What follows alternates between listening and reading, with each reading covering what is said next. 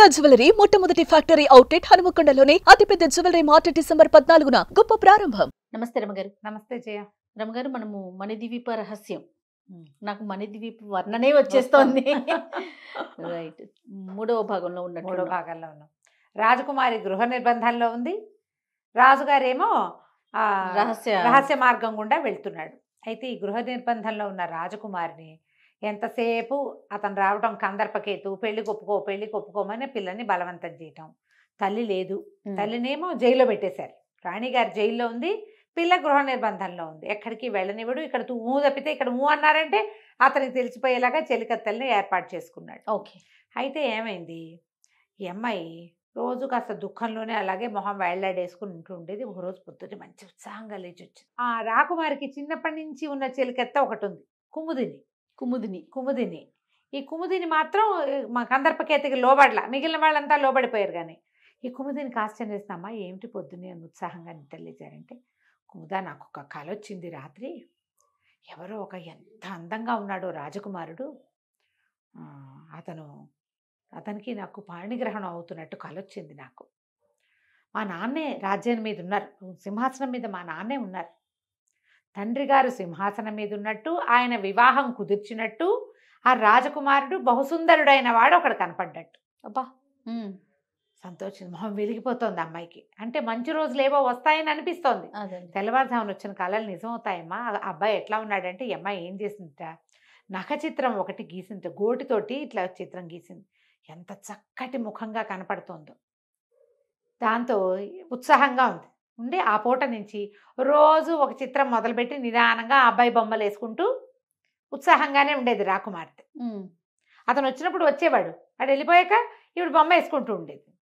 అయితే ఇది ఇలా జరుగుతూ ఉండగా మన రాజుగారు అయిన మహిపాలుడు ఏం చేశాడు, అమ్మవారి కింద నుంచి వెనకాల నుంచి తలుపు తీసుకుని రహస్య మార్గం గుండా వెళ్తే అదొక సొరంగం దాటి ఎక్కడికో వెళ్ళగా చీకట్లో ఒంటరిగా దుఃఖిస్తూ నడుస్తున్నాడు ఆయన. ఇట్లా అయిపోయింది. ఉంగరం నా వేలికే ఉండగా ఎలా తలుపు తెరుచుకుంది, ఎట్లా మణిహారం మాయమైంది. ఆ ఉంగరం లేనిదే హరిహరాదులు కూడా తీలేరు దాన్ని, అది కొండ తలుపు, ఎట్లా తీశారు అని ఆలోచిస్తూ వెళ్ళగా ఆయన స్వర్గ మార్గం అయిపోయి ఒక అడవి మార్గంలోకి ప్రవేశించాడు. ఇక అడవిలోకి వెళ్తూ ఉంటే ఒక పెద్ద శబ్దమైంది, ఏదో చాలా పెద్ద మోత. అక్కడ ఏమైందో అయితే ఈయన హడిలిపోయాడు. ఉలిక్కిపడతాం కదా, ఉలిక్కిపడి ఒక పల్లంలోకి దొర్లి పడిపోయాడు. ఆ పల్లం ఏ పక్కకి బాగా దొర్లేశాడు ఎక్కడికో. అవి ఏ పక్కకి ఈ పల్లం వెళ్ళిందో అక్కడ ఒక సెలయేరుంది. ఈయన అక్కడ పడి ఉండగా ఎప్పుడో పడ్డాడు ఆయన. ఓ రాజకుమారుడు అతనితో పాటు ఒక స్నేహితుడు కలిసి అక్కడికి వచ్చారు. వాళ్ళు గుర్రాలు వేసుకుని అడవిలో తిరగడానికి వచ్చి, ఈ దూరంగా ఎవరో మనిషి పడిపోయినట్టు కనపడుతుంటే ఎవరో పడిపోయారని గుర్రాలని సెలయేట్లో వదిలిపెట్టి ఈయన దగ్గరకు వచ్చారు. వచ్చి చూస్తే ఏముంది, ఒక పెద్ద భారీ మనిషి, పెద్దవాడు, ఒక 50 ఏళ్ళు ఉంటాయి ఆయనకి. ఈ బట్టలేమో రాజోచితమైన బట్టలు, చక్కగా నగలు గీగలు కనపడుతున్నాయి, చేతికి రాజముద్రిక కనపడుతోంది. అయ్యో ఎవరో రాజుగారు ఇట్లా పడిపోయాడు, ఎలా వచ్చాడు ఇక్కడికి అని వీళ్ళు ఏం చేశారు, మొహం మీద నీళ్లు జల్లి అది ఒక తామరాకుతోటి నీళ్లు పట్టుకొచ్చి ఆయనకి మంచినీళ్ళు పట్టించి లేవదీశారు. ఎవరు మీరు ఏమిటి అంటే, ఈయన చాలా దుఃఖంగా, నేను మణిమేఖల రాజున్నాయన, మా రాజ్యంలో చాలా ఒక ఆపత్తు జరిగింది, ఏం చేయాలో తెలియక నేను రహస్య మార్గం గుండా అజ్ఞాతంలో ఉండటానికి బయటకు వచ్చేసాను, నాకు బోధ కూడా అలాగే ఉంది అని మీరెవరు నాయన అన్నాడు. ఈ వచ్చిన వాళ్ళిద్దరెవరు, కోసల దేశపు యువరాజు విజయవర్ధనుడు, మంత్రి అనంగవర్మ గారి కొడుకు ఆనందుడు.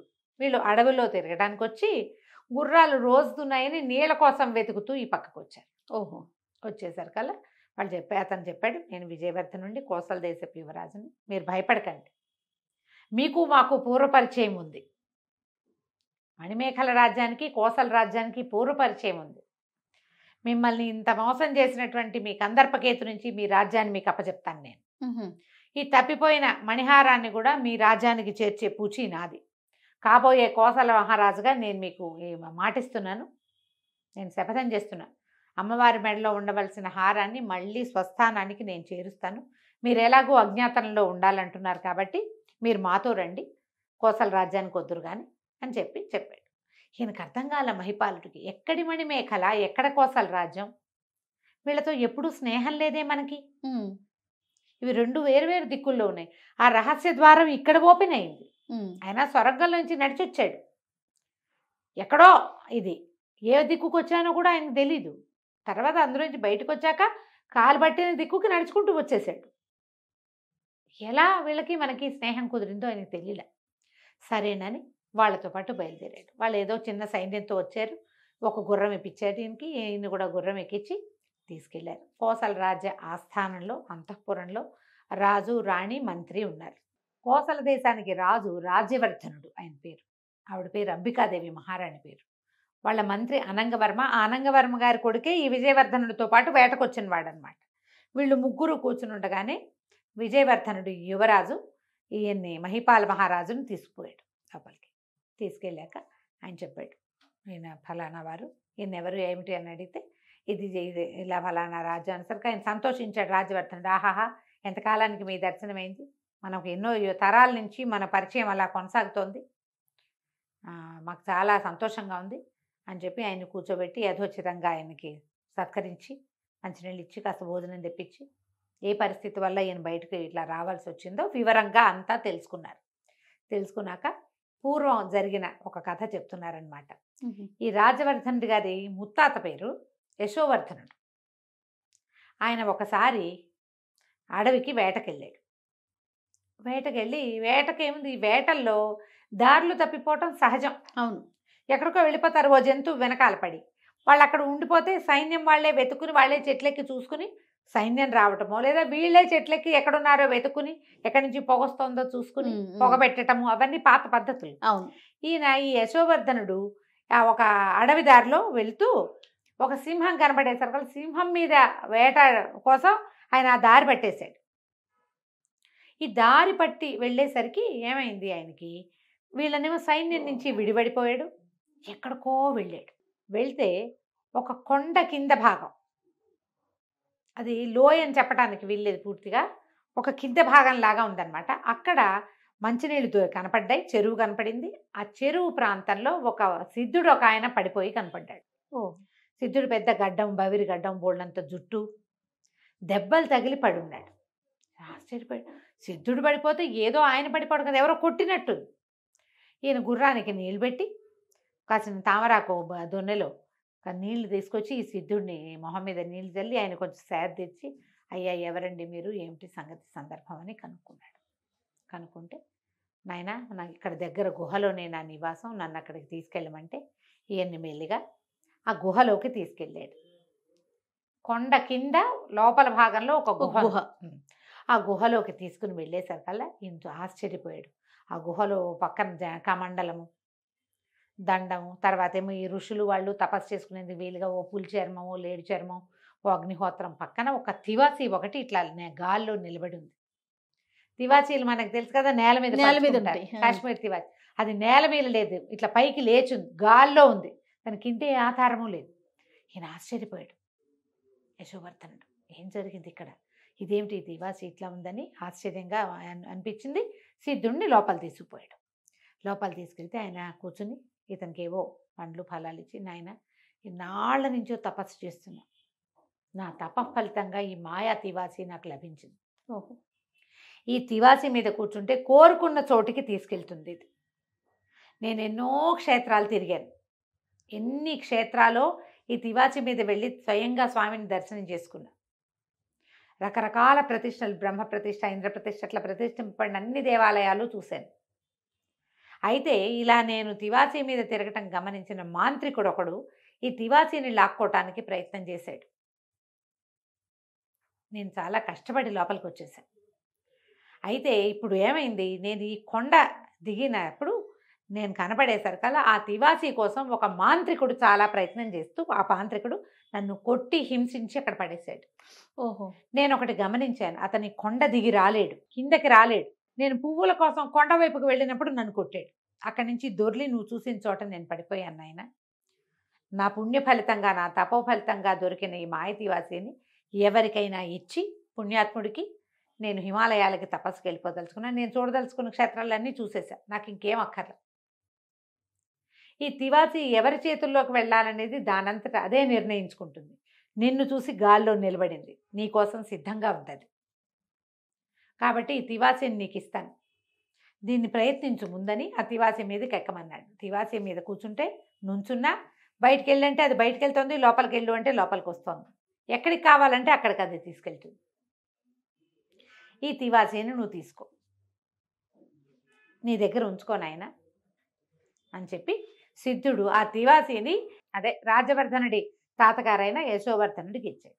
అయితే ఈ యశోవర్ధనుడు ఆ తివాసిని చుట్టచుట్టి పట్టుకుని ఇంటికి తెచ్చుకున్నారు. తెచ్చుకున్న తర్వాత ఏమైంది, ఇది ఇంత అద్భుతమైంది అనేది తెలిసిపోయింది ఇంట్లో పిల్లలకి వాళ్ళకి అందరికీ కూడా. ఈయన కుమారుడైన కుమారవర్ధనుడు అనేవాడు బాలుడు. తండ్రి తల్లి ఎంత బొద్దన్నా వినకుండా ఆ తివాసిని తీసి అతను ప్రయత్నం చేసి తిరగటం మొదలుపెట్టాడు.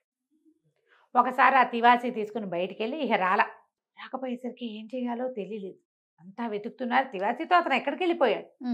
అయితే ఏమైంది, వీళ్ళంతా వెతుకుంటున్నారు, ఏ పక్కకి వెళ్ళింది తివాసి, పరిజనం అంతా చూస్తారు కదా, పురజనులు చూస్తారు, పరిజనము చూస్తారు.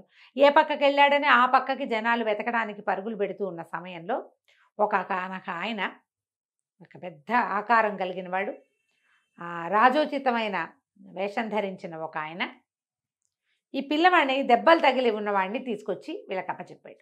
ఆ వచ్చిన ఆయన ఏం చెప్పాడంటే, ఒక అడవిలో మాంత్రికుడు ఒకడు ఈ కుమారుణ్ణి కొడుతూ ఉండగా నేను చూశాను, కొట్టి తివాచి మీద నుంచి కిందకి తోసేశాడు, ఒక పిల్లాడిని కింద తోసేశాడు, మాంత్రికుడు తివాచి మీద వెళ్ళిపోయాడు, ఈ దెబ్బలు తగిలి పైనుంచి కింద పడిపోతున్న పిల్లవాడిని నేను